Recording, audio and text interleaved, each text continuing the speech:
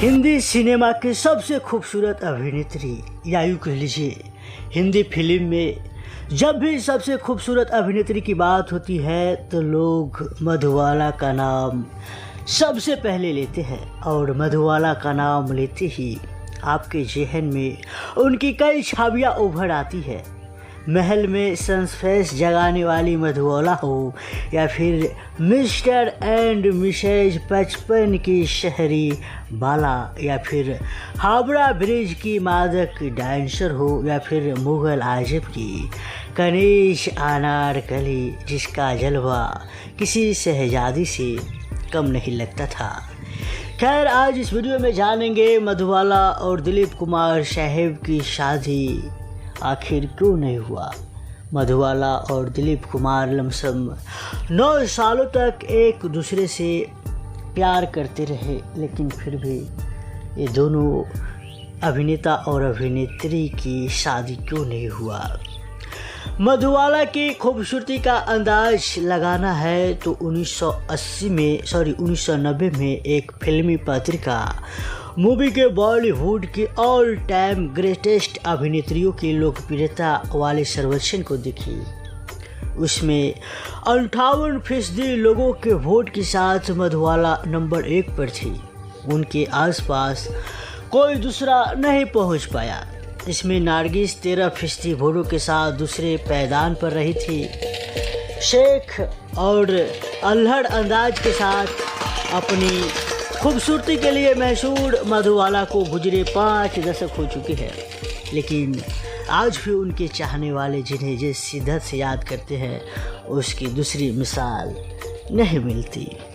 मधुबाला के साथ ही अपना डेब्यू करने वाले राज कपूर ने मधुबाला के बारे में एक बार कहा था कि लगता है ईश्वर ने खुद अपने हाथों से संगमरमर से उन्हें तराशा है। पेंगुइन इंडिया से प्रकाशित और भाई चंद पटेल की संपादित Bollywood top 20 super stars of India में राज कपूर का ये बयान दर्ज है।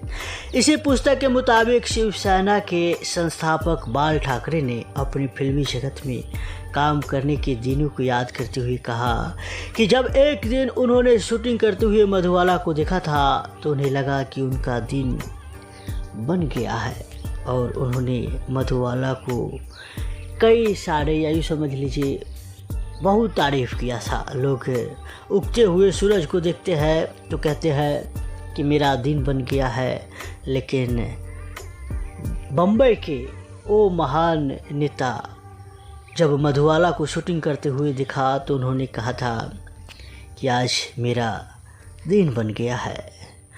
दिलीप कुमार साहब और मधुबाला 9 सालों तक एक दूसरे के साथ प्रेम करते रहे, लेकिन फिर भी एक दूसरे के हो नहीं पाए।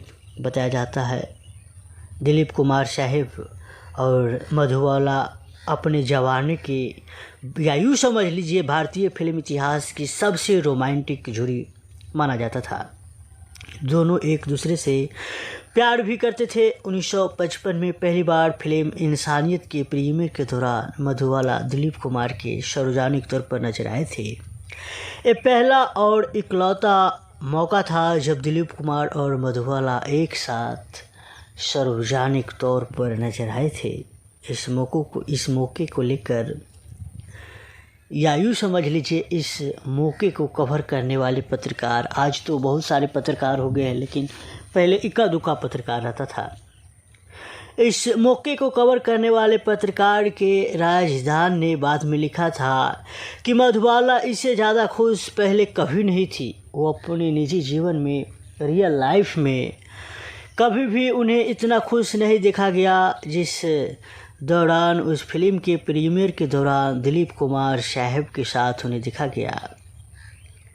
रॉक्सी सिनेमा में हुए इस प्रीमियर में मधुबाला हमेशा दिलीप कुमार के बाहों में थामे हुए नजर आती रही और आज भी वो पिक्चर जो आप देख सकते हैं कई दशक देखने में भले ही पिक्चर, क्योंकि उस दशक के या यूँ समझ लीजिए उस जमाने में वैसा कैमरा वैसा रंगीन कोई था ही नहीं जो उतना अच्छा कवर कर सके।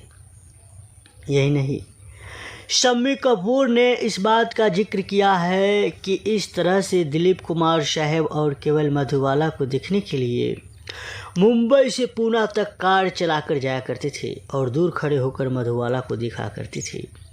बहरहाल एक आम धारणा ये भी है कि मधुबाला के पिता नहीं चाहते थे कि मधुबाला और दिलीप कुमार की शादी हो। इसको लेकर फिल्म पात्र पत्रिकाओं में काफ़ी कुछ छपता भी रहा है, लेकिन दिलीप कुमार ने अपनी आत्मकथा Dilip Kumar the substance and the shadow में इसे उल्टा बात कहे हैं। अक्सर कई जगह या यूँ समझ लीजिए कई सारे आर्टिकल में हमें देखने को मिलता है कि दिलीप कुमार साहब मधुबाला को धोखा दिए, लेकिन उन्होंने इस बात का उल्टा जिक्र किया है। उन्होंने लिखा है, जैसा कि कहा जाता है उसके उलट मधु और मेरी शादी के खिलाफ उनके पिता नहीं थे। आपने अक्सर स्टोरी में देखा होगा, आर्टिकल में देखा होगा, बड़े बड़े न्यूज़ चैनल में देखा होगा कि अक्सर बताया जाता है मधुबाला और दिलीप कुमार साहब की शादी न होने की वजह उनके पिता थे, लेकिन ऐसा नहीं है। उन्होंने लिखा है, दिलीप कुमार साहब अपने बायोग्राफी में लिखा है कि उनके अपनी प्रोडक्शन कंपनी थी और इस बात से बेहद खुश थे कि एक ही घर में दो बड़े अभिनेता, एक अभिनेत्री और एक अभिनेता मौजूद है। वो चाहते थे कि दिलीप कुमार और मधुबाला एक दूसरे की बाहों में बाहों डाले, अपने करियर के अंत तक उनकी फिल्मों में डुएट गाते नजर आए। और वो भी ये भी चाहते थे दिलीप कुमार साहब अपने निजी जीवन मधुबाला के साथ बाहों में बाहों लपटाए हुए आखिरी दम तक गुजार दे। लेकिन फिर ऐसा क्या हुआ जिसके चलते बॉलीवुड के सबसे मशहूर प्रेम कहानी शादी तक नहीं पहुंच पाए। दिलीप कुमार ने इस बारे में भी कहा है, जब मुझे मधु से उनके पिता की योजनाओं के बारे में पता चला तो मेरी उनसे कई बार बातचीत हुई, जिसमें मैंने उन दोनों से कहा कि मेरे काम करने का अपना तरीका है, मैं अपना हिसाब से प्रोजेक्ट चुनता हूँ और उसमें मेरा अपना भी प्रोडक्शन हाउस हो तो भी ढिलाई नहीं कर सकता। दिलीप कुमार साहब के मुताबिक उनकी यही बात मधुबाला के पिता अताउल्ला खान को पसंद नहीं आया और उन्होंने दिलीप कुमार को जिद्दी और आइडियल मानना शुरू कर दिया। मधुबाला के पिता की नज़रों में उसी दिन से दिलीप कुमार साहब जिद्दी बन गए, आइडियल बन गए और दिलीप कुमार साहब के मुताबिक मधुबाला का रुझान हमेशा उनके अपने पिता की तरफ रहा है। वो कहती रही है कि शादी होने के बाद सब कुछ ठीक हो जाएगा। खैर, मधुबाला अपने पिता की बात हमेशा मानती थी। कई बार तो ये भी कहा जाता है कि B.R. चोपड़ा की फिल्म के शूटिंग के दौरान मधुबाला को कहीं बाहर नहीं जाने दिया। बम्बई में कुछ फिल्म शूटिंग हो गई थी, एक फिल्म था जिसका कुछ सीन शूट हो गया था और बाहर जाना था जो नहीं जाने दिया, इसके कारण भी ब्रेकअप हुआ। लेकिन ऐसा नहीं है, ऐसा भी नहीं है कि दिलीप कुमार शादी के लिए तैयार नहीं थे। 1956 में ढाके की मलमल फिल्म की शूटिंग के दौरान एक दिन उन्होंने मधुबाला से कहा भी, काजी इंतज़ार कर रहे हैं,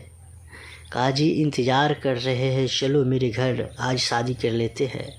लेकिन उनकी बातों पर मधुबाला रोने लगी। दिलीप कुमार कहते रहे कि अगर आज तुम नहीं चली तो मैं तुम्हारे पास लौटकर कभी नहीं आऊँगा। दिलीप कुमार साहब उसके बाद मधुबाला के पास नहीं लौटे, क्योंकि दोनों के बीच 1957 में ऐसा विवाद हो गया जिसकी आँच ने इस मोहब्बत को असमय ख़त्म कर डाला। 1957 में प्रदर्शित फिल्म नया दौर, इस फिल्म में मधुबाला और दिलीप कुमार साहब लीड रोल में थे। इसके निर्देशक थे B.R. चोपड़ा। इस फिल्म की आउटडोर शूटिंग पुणे और भोपाल में होना था, लेकिन मधुबाला के पिता ने मधुबाला को भोपाल भेजने से इनकार कर दिया। तब तक B.R. चोपड़ा अपनी फिल्म की शूटिंग कुछ अलग अलग मुंबई की जगहों पर कर चुके थे। बताया जाता है। पैसे से वकील रह चुके बी.आर. चोपड़ा मामले को कोर्ट में ले गया और इसी बीच उन्होंने मधुबाला की जगह बेंजती माला को साइन कर लिया। इस मामले की सुनवाई के दौरान दिलीप कुमार ने कोर्ट में कहा था कि वो मधुबाला से मोहब्बत करते हैं और उनके मरने दम तक मोहब्बत करते रहेंगे, लेकिन उन्होंने अपना बयान बी.आर. चोपड़ा के पक्ष में दिया था। दिलीप कुमार साहब अपनी आत्मकथा में इस बारे में लिखा है कि उन्होंने अपनी ओर से सुलह की बहुत कोशिश की, लेकिन कोई फ़ायदा नहीं हुआ था और पूरे मामले बी.आर. चोपड़ा के पक्ष सही था। इसके बाद मधुबाला को यकीन हो गया कि दिलीप कुमार साहब उसके पास कभी नहीं लौटेंगे और ये फिल्म नया दौर भी आखिरी फिल्म इनके दिलीप कुमार साहब और मधुबाला का बना और इस फिल्म में कुछ सीन शूट भी हो गए थे और इस फिल्म के ऊपर अब जज लगना था और किसी ने सच ही कहा है, जो होता है सही होता है। और यहीं से मधुबाला और दिलीप कुमार साहब की लव स्टोरी ख़त्म हो जाती है और यही वो वजह रहा कि दिलीप कुमार साहब और मधुबाला एक दूसरे से शादी नहीं कर पाए। खैर, आपको ये वीडियो कैसा लगा आप हमें कमेंट में बताइएगा और इस वीडियो को शेयर कीजिएगा और नीचे लाल बटन दबाकर इस चैनल को फ्री में सब्सक्राइब कर लीजिएगा।